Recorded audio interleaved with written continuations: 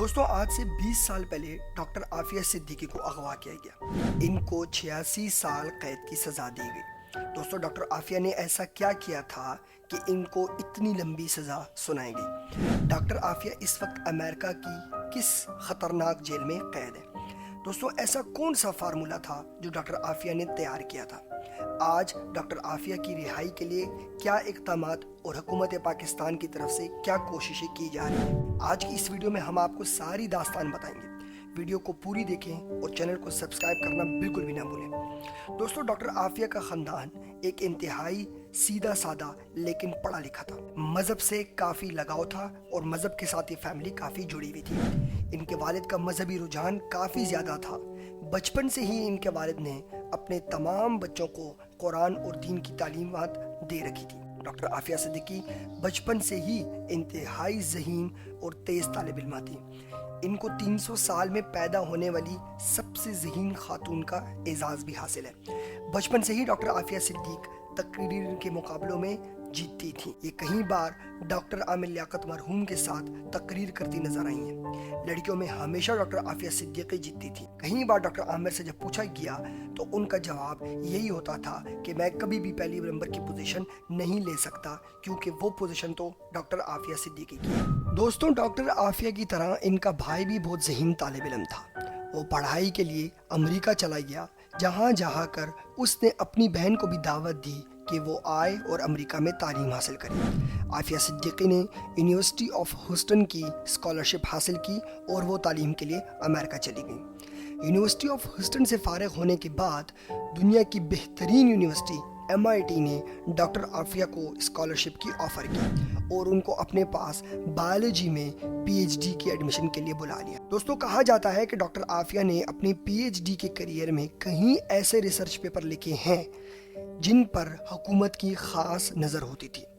امریکہ کی نظر اس وقت ان پر پڑ گئی جب انہوں نے بایولوجیکل ویپنز پر ریسرچ پیپر لکھنا شروع کر دیے۔ ان کے ریسرچ پیپر انسان کو خطرناک اور مہلک بیماریوں سے محفوظ بنانا اور جنگ کے دوران اپنے جسم کو کیسے طاقتور کرتے ہیں اس کے بارے میں زیادہ ہوتے تھے۔ ان کے کچھ ریسرچ پیپر بایولوجیکل ویپنز کے بارے میں بھی ہوتے تھے جن میں یہ بتایا جاتا تھا کہ کس طریقے سے ایک عام جراثیم کو ایٹم بم جتنا طاقتور بنایا جا سکتا ہے۔ بیکٹیریا اور وائرسز کو استعمال کر کے کس طریقے سے جنگیں لڑی جا سکتی ہیں۔ ان کے زیادہ تر ریسرچ پیپر اس پر تھے جس پر حکومت کی نظر آہستہ آہستہ پڑتی گئی۔ ڈاکٹر عافیہ جانتی تھیں کہ ان کے ریسرچ پیپر کا کچھ پہلو بہت خطرناک ہے اور آج نہیں تو کل ان کے لیے کچھ نہ کچھ مسئلے بننا شروع ہوں گے، تو انہوں نے اپنی ریسرچ کو خفیہ رکھنا شروع کر دیا۔ دوستوں ڈاکٹر عافیہ شروع سے ہی بہت تقریریں کرتی تھیں اور ان میں بولنے کا جذبہ کافی زیادہ تھا۔ یہ کہیں بھی جاتی وہاں پہ مذہبی رجحان کی وجہ سے ڈاکٹر عافیہ ضرور اپنے دوستوں میں اسلام اور قرآن کی بات کرتی۔ جہاں پر ڈاکٹر عافیہ صدیقی کو موقع ملتا وہاں دین کی تبلیغ کرنے میں یہ بالکل بھی آر محسوس نہ کرتی۔ کئی موقعوں پر جب ڈاکٹر عافیہ کو مہمان خصوصی بلایا جاتا تو ڈاکٹر عافیہ وہاں بھی مسلمانوں کو قرآن کی اہمیت اور ان کے پیغمبر اور دینی معاملات پر بات کرنا پسند کرتی تھیں۔ دوستوں ڈاکٹر عافیہ کی شادی 1996 میں امجد خان سے ہوئی اور ان کے ہاں 1997 میں پہلا بیٹا پیدا ہوا، لیکن ڈاکٹر عافیہ کی شادی کچھ کافی خوشگوار نہ تھی۔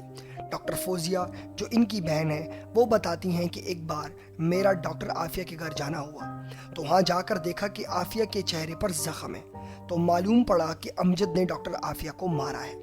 اس کا اعتراف امجد نے خود ہی بھی کیا اور پھر بیٹوں نے تصدیق بھی کی۔ ڈاکٹر عافیہ کے 3 بچے ہیں جس میں 2 بیٹے اور 1 بیٹی شامل ہیں۔ کچھ عرصے بعد یعنی 2002 میں ڈاکٹر عافیہ کی طلاق واقع ہو جاتی ہے۔ امجد خان ڈاکٹر عافیہ پر یہ الزام لگاتے ہیں کہ ڈاکٹر عافیہ کا تعلق دہشت گرد تنظیموں سے ہے اور یہ دہشت گردی میں ملوث ہے۔ کچھ رپورٹس کا یہ بھی کہنا ہے کہ امجد خان امریکہ حکومت کی طرف سے ہی پلانڈ کیے گئے تھے۔ ان کو حکومت نے ہی عافیہ کا شوہر بنا کر بھیجا تھا تاکہ وہ ان سے ان کی ساری ریسرچ نکال سکیں، لیکن ایسا نہ ہو سکا تو آخر امجد خان نے طلاق لے لی۔ دوستوں 2003 میں ڈاکٹر عافیہ پاکستان آ گئیں۔ اپنے بچوں کے ساتھ وہ ایک بار کسی فلائٹ کو لینے کے لیے ٹیکسی میں سفر کر رہی تھیں کہ راستے میں کچھ مسلح افراد نے ان پر حملہ کر دیا اور اس کے بعد ڈاکٹر عافیہ اپنی فیملی سمیت پورے 5 سال تک غائب رہیں۔ اس عرصے میں وہ کہاں تھیں کسی کو کچھ نہیں پتا۔ 2008 میں امریکہ کی حکومت نے ان کے گھر والوں سے رابطہ کیا اور ڈاکٹر عافیہ کا پوچھا کہ وہ کہاں ہے۔ پھر اس کے بعد امریکہ نے ہی ان کے 2 بچے ان کو حوالے کر دیے، جن کی کسٹڈی ڈاکٹر فوزیہ کو مل گئی۔ دوستو 2006 کے عرصے میں ڈاکٹر عافیہ افغانستان کی ایک بدنام جیل بگرام میں تھی۔ وہاں کے ایک قیدی نے اپنی کتاب میں انکشاف کیا ہے کہ ان کے ساتھ ایک عورت جیل میں تھی جس کی دردناک چیخیں پوری جیل کو سنائی دیتی تھیں، لیکن اس بات کی تصدیق نہ ہو سکی کہ وہ آیا ڈاکٹر عافیہ ہی تھیں یا نہیں۔ 2008 میں ان کے بچے کو ان سے ملوانے کے لیے جیل لایا گیا، جہاں پر ان کو قتل کرنے کا امریکہ حکومت نے منصوبہ بنایا۔ یہاں سے کہانی کے 2 رخ نکلتے ہیں۔ افغانستان کا کہنا ہے کہ ڈاکٹر عافیہ کو رہا کر دیا گیا تھا اور وہ گورنر ہاؤس کی طرف اپنے بچوں کے ساتھ جانے لگی تھی، جبکہ امریکہ کا کہنا ہے کہ ان کی انٹیلیجنس کے پاس ایک خبر تھی کہ ایک عورت اپنے بچے کے ساتھ آئے گی اور ان کو دیکھتے ہی قتل کرنا ہے، کیونکہ یہ خطرناک عورت ہے، اس نے اپنے آپ کو اڑانا ہے بم سے۔ ڈاکٹر عافیہ پر الزام لگایا گیا کہ انہوں نے جوابی حملہ کیا، جبکہ وہاں کے موجودہ لوگوں نے اس بات کی تصدیق کی ہے کہ ڈاکٹر عافیہ اتنی کمزور ہو چکی تھیں کہ وہ اس حالت میں ہی نہیں تھیں کہ وہ حملہ کرتیں۔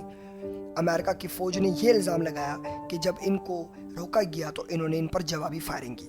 امریکہ فوجی وہاں سے ڈاکٹر عافیہ کو اپنے ساتھ لے گئے جہاں پر یہ سارا معاملہ ہوا۔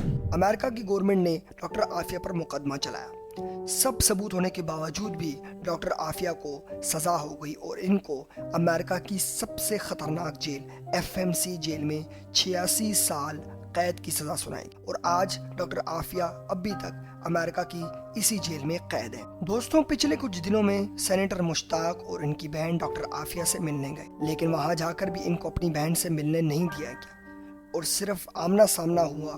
درمیان میں ایک کانچ کی بہت بڑی دیوار رکھی گئی، نہ اس طرف کی آواز اس طرف گئی اور نہ اس طرف کی آواز اس طرف آئی، نہ ہاتھ ملانے دیا گیا، نہ گلے ملنے دیا گیا۔ ڈاکٹر عافیہ نے درخواست کی کہ ان کو وہاں سے نکالا جائے اور اپنے ملک لے جایا جائے۔ اب آئے دیکھتے ہیں کہ حکومت پاکستان اس سلسلے میں کیا اقدامات کرتی ہے کہ قوم کی بیٹی کو واپس لے کر آئے۔ ہماری آج کی ویڈیو آپ کو کیسی لگی؟ اپنی رائے کا اظہار کمنٹ باکس میں ضرور کیجیے گا۔